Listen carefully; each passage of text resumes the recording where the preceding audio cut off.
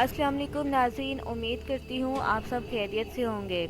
आज की इस वीडियो में हम बात करेंगे drama serial Kurulus Osman season 4 episode 89 के बारे में।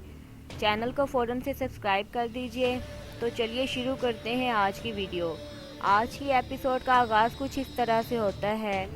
इस्माइल सुल्ताना उस्मान साहब को एक मकतूब देती है और उस्मान साहब की नशिस्त पर बैठ जाती है। उस्मान साहब वो मकतूब खोलते हैं। इस्माइल सुल्ताना कहती है, मैं आपको वो चीज़ लुटा रही हूँ जो आपने खोई है। इस्माइल सुल्ताना उस्मान साहब से कहती है कि मैं तुम्हें यनी शहर वापस दे रही हूँ। उस्मान साहब कहते हैं, तो आप यनी शहर मुझे वापस दे रही हैं? इस्माइल सुल्ताना कहती है, हाँ बिल्कुल, इन दस्तावेज़ात के मुताबिक मैं तुम्हें यनी शहर वापस दे रही हूँ। उसके बाद उस्मान साहब अपने 2 सिपाहियों को अंदर बुलाते हैं और उनमें से एक के कंधे पर हाथ रख के कहते हैं, ये हसन अल्प है, अब्दुर्रहमान का बेटा।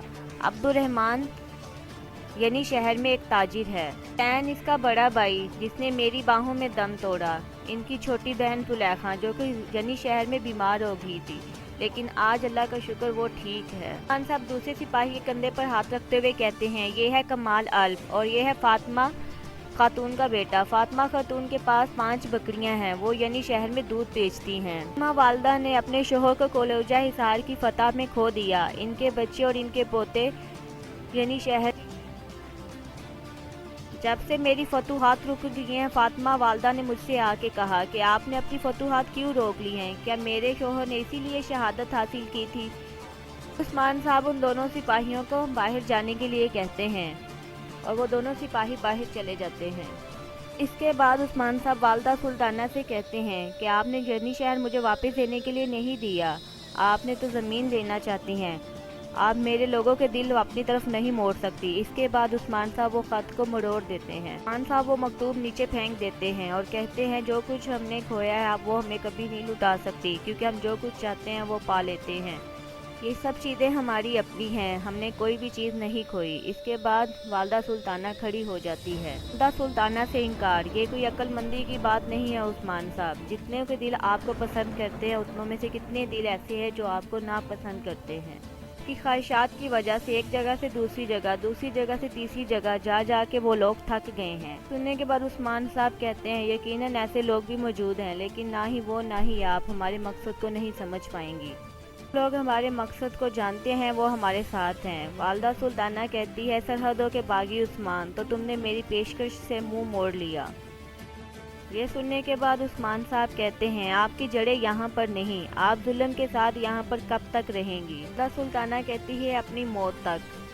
हम इन मिलकर इन ज़मीनों की हिफाजत करेंगे, यही वजह है कि यनी शहर मैंने आपको वापस दिया।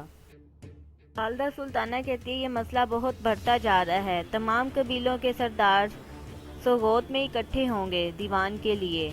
आगे आपकी मर्जी है, आप भी वहाँ पर आइएगा।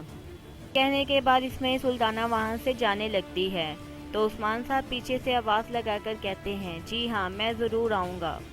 दूसरी तरफ अर्जन खातून बाला खातून से कहती है कि मुझे बहुत डर लग रहा है, आखिर वो राज क्या है?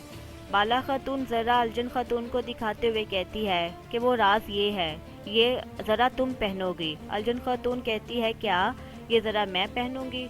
अर्जन खातून कहती है, यहाँ पर क्या हो रहा है, क्या कोई मुझे बताएगा? पहले मुझे तलवारबाजी सिखाई, अब मुझे ये ज़रा पहनाई जा रही है, क्या मुझे बाजियान में शामिल किया जा रहा है? खून खातून कहती हैं, ऐसी कोई बात नहीं है अर्जन खातून, तुम एक बहुत अहम वजीफे पे जा रही हो। वजीफ़ा? कैसा वजीफ़ा? आशा खातून कहती है, हाँ बहुत ही अहम वजीफ़ा जिसके लिए तुम जा रही हो। फिर मलहून खातून कहती है, तुम खपड़ो हिसार में दाखिल होगी और वहाँ की मालूमात हमें होगी। अर्जन खातून कहती है, तो मुझे जासूस बनना होगा। अर्जन खातून कहती है, तो अपना वजीफा पूरा करने के लिए मुझे काफिरों के दरमियान जाना पड़ेगा। ये कहने के बाद अर्जन खातून अपनी ज़रा लेके वहाँ से जाने लगती है। बाला खातून कहती है, रुको, तुम अकेली नहीं जाओगी, उस्मान साहब तुम्हारे साथ एक बहुत ही हुनरमंद सिपाही भेजेंगे, जे कुताई तुम्हारे साथ जाएगा। ये सुनने के बाद अर्जन खातून दिल ही दिल में खुश होती है। ज़ाहिरन वो कहती है, नहीं मैं अकेले ही ठीक हूँ, वो गलती करेगा। ये सुनने के बाद बाला खातून कहती है, ठीक है, मैं उस्मान साहब से कहती हूँ कि मना कर दें उसे।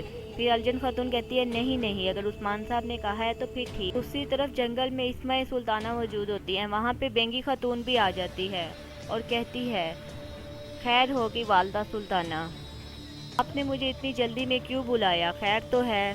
اسماء سلطانہ کہتی ہے ہاں، میں تمہیں ایک بہت ہی ضروری فرض سونپنے والی ہوں۔ بینگی خاتون کہتی ہے ہاں جی حکم کریں۔ اسماء سلطانہ کہتی ہے آج سے کائیوں کی تقدیر آپ کے ہاتھوں میں ہوگی۔ بینگی خاتون کہتی ہے وہ کیسے؟ میرا تو کائیوں سے کوئی لینا دینا نہیں۔ اسماء سلطانہ کہتی ہے نہیں تھا لیکن اب ہوگا، ہم آپ کی بیٹی الچیچی کی شادی آگ تیمور سے کروائیں گے۔ بینگی خاتون کہتی ہے نہیں، ایسا نہیں ہو سکتا، آپ مجھ سے میری ہر چیز لے سکتی ہیں لیکن الچیچک نہیں دوں گی۔ سلطانہ کہتی ہے عقل سے کام لے بینگی خاتون، ہم جتنی بھی مزاحمت کریں ہم نہیں روک سکتے۔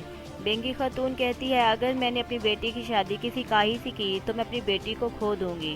سن کر والدہ سلطانہ غصے سے کہتی ہے بینگی خاتون ایسا کچھ نہیں ہوگا۔ ادھر دوسری طرف عثمان صاحب اپنی خواتین سے بات چیت کر رہے ہوتے ہیں۔ ملعون خاتون کہتی ہے اچھا تو والدہ سلطانہ امن چاہتی ہے، وہ یعنی شہر بھی واپس لینا چاہتی ہے، ایسا کیسے ہو سکتا ہے؟ عثمان صاحب کہتے ہیں کچھ نہ کچھ تو ضرور ایسا ہوگا جس کی وجہ سے وہ امن قائم کر کے ہمارے ساتھ ملنا چاہتی ہے۔ بالا خاتون کہتی ہے شاید وہ سمجھ گئی ہوگی کہ بے اندر بے اور اوکتم صاحب انہیں فائدہ نہیں پہنچا رہے، اسی لیے اس نے آپ سے ہاتھ ملایا ہے۔ یہ سننے کے بعد عثمان صاحب کہتے ہیں ایسا بھی ہو سکتا ہے، اس نے سرداران کو دعوت پر بلایا ہے، وہ ہماری صلح کروانا چاہتی ہے، شاید کوئی اور وجہ بھی ہو سکتی ہے، لیکن ایک بات تو طے ہے کہ اسماء سلطانہ کو ہماری ضرورت ہے۔ ملعون خاتون کہتی ہے تو ہم کیا کریں گے؟ عثمان صاحب کہتے ہیں چونکہ اسے ہماری ضرورت ہے تو ہم اسے کچھ بھی حاصل کر سکیں گے۔ خاتون کہتی ہے جو ہم حاصل کرنا چاہتے ہیں وہ ہے کھوپڑو حصار، جاسوس وہاں پر جانے کے لیے تیار ہیں عثمان صاحب۔ دوسری طرف جنگل میں والدہ سلطانہ بینگی خاتون سے کہتی ہے کہ الچیچک اور آگ تیمور کی شادی ہونی ضروری ہے، آپ انہیں نہیں روک سکتی۔ عثمان کو اس کے تخت سے اٹھاؤں گی تو آگ تیمور کو اس کی جگہ پر بٹھاؤں گی، مات کے ساتھ مل کر کائیوں پر حکومت کرے گی۔ آگ تیمور اپنے چچا جیسا نہیں ہے، وہ نرم دل ہے، وہ آپ کی بات ضرور سنے گا، اسے اپنی مرضی کے مطابق استعمال کر سکتی ہیں۔ بینگی خاتون یہ سننے کے بعد کہتی ہے تو ایسا کیسے ہوگا؟ اسماء سلطانہ کہتی ہے کہ وہ لڑکا آپ کی بیٹی کی محبت میں پاگل ہے اور عاشقوں کو اور پاگل بنانا بہت ہی آسان ہوتا ہے۔ تیمور کو اب اپنی مرضی سے استعمال کریں گی، جب آپ کائیوں پر حکومت کریں گی تو میں سرحدوں پر حکومت کروں گی۔ ادھر سوغوت میں عثمان صاحب شیخ خدا بالی صاحب کے پاس آتے ہیں جہاں پہ ترگو صاحب پہلے سے موجود ہوتے ہیں۔ عثمان صاحب سلام پیش کرنے کے بعد کہتے ہیں کیا آپ نے مجھے یاد کیا شیخ صاحب؟ شیخ صاحب کہتے ہیں جی عثمان، آپ یہاں پر بیٹھ جائیے۔ عثمان صاحب وہاں پر بیٹھ جاتے ہیں تو شیخ خدا بالی صاحب کہتے ہیں ہمیں ساتھ میں اکٹھے باتیں کیے ہوئے بہت عرصہ ہو گیا، دوستوں کے ساتھ بیٹھ کے ایسے باتیں کرنا بہت اہم ہے اور اس طرح ہم ایک دوسرے کے اور قریب آتے ہیں۔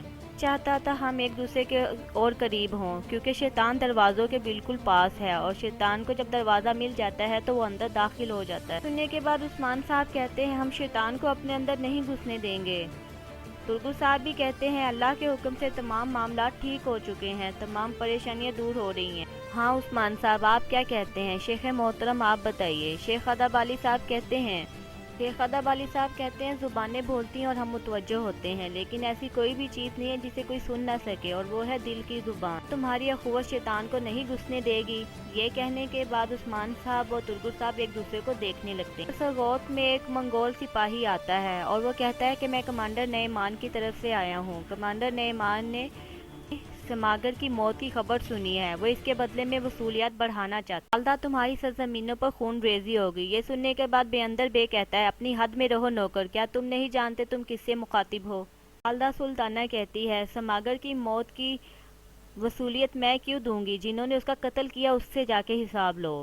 ایلچی کہتا ہے صرف عثمان نہیں، آپ کو بھی اس کا بدلہ دینا ہوگا، سماگر آپ کے ماتحت تھا، آپ سے اس کا بدلہ لیا جائے گا۔ سننے کے بعد والدہ سلطانہ غصے سے کھڑی ہو جاتی ہے اور اپنے سپاہیوں سے کہتی ہے نکالو اسے باہر۔ تمام سلجوقی سپاہی اس کی گردن پر اپنی تلواریں رکھ دیتے ہیں۔ ایلچی سے کہتی ہے میں تمہاری بات ضرور سنوں گی لیکن آج نہیں کل میں نے سرداران کا دیوان منعقد کیا ہے، تم ان کے سامنے اپنی بات پیش کر سکتے۔ سن کر سلجوقی سپاہی اسے وہاں سے لے جاتے ہیں۔ تو ناظرین آج کی ایپیسوڈ کا اختتام ہوتا ہے۔ یہ ایپیسوڈ آپ کو کیسی لگی کمنٹ سیکشن میں کمنٹ کیجیے گا، چینل کو سبسکرائب کیجیے گا، اپنا اور اپنوں کا خیال رکھیے گا۔ اللہ حافظ۔